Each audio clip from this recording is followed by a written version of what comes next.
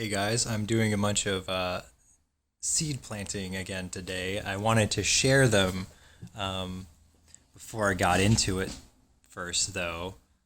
So, if you're like me, you might geek out on plant and seed catalogs. So, I have here of a wide variety of less common and rare seeds that I have not found anywhere else. So I had to get them and experiment with growing them. Most of these are from Baker Creek Heirloom seeds. They have a really interesting catalog of rare seeds. I definitely recommend checking them out if you're interested in growing uncommon and rare varieties of plants. But the ones that I ordered are, so this is a black goji berry. I already have a red one in the garden, but I had never heard of a black variety, so this is going to be interesting to experiment with growing. I have huckleberries, and I'm sure I've had like huckleberry jam and pie and stuff, but this will be a fun one as well, because I don't see the berries themselves on the shelves anywhere. I wonder if they're one of those varieties that just doesn't survive on the shelf, or if it's just less popular, or whatever it is. I'm going to experiment with growing it, and it's going to be fun.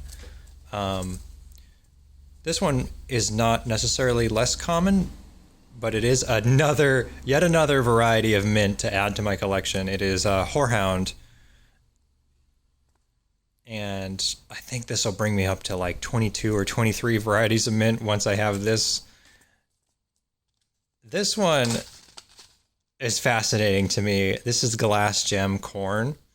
I recommend looking up pictures of glass gem because it's really beautiful. It's not the same as like an Indian or Native American corn.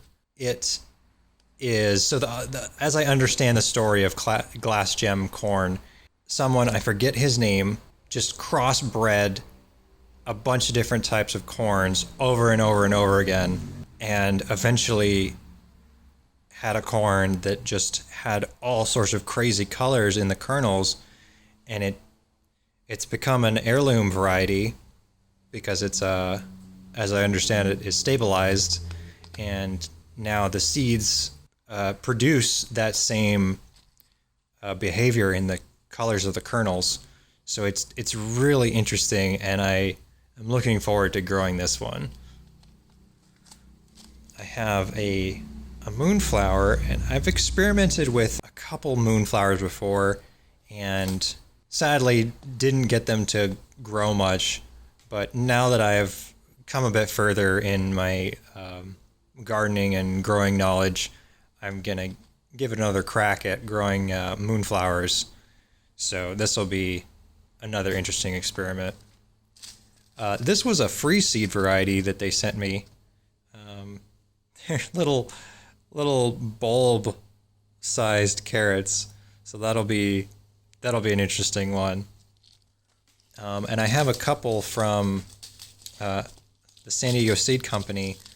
So San Diego Seed Company is based here in San Diego County, where I live. And the whole idea of the company is that they grow things that are well adapted to growing here in this climate. So I always like to check what they have in their catalog, because I know that it's going to grow really well here. And so cilantro is not necessarily a rare seed, but I have been struggling with it in recent months for some reason. I've had a lot of success with it last year, but it just hasn't been working for me this time around. So I picked up this slow bolt cilantro from San Diego Seed Company. I think I'm going to have much better success with cilantro this time around. And they also sent me a free seed packet, this green zebra tomato. And look at that. Isn't that cool looking? I've seen these a little bit in the store, but I don't think I've ever tried them. So this will be a fun one to try.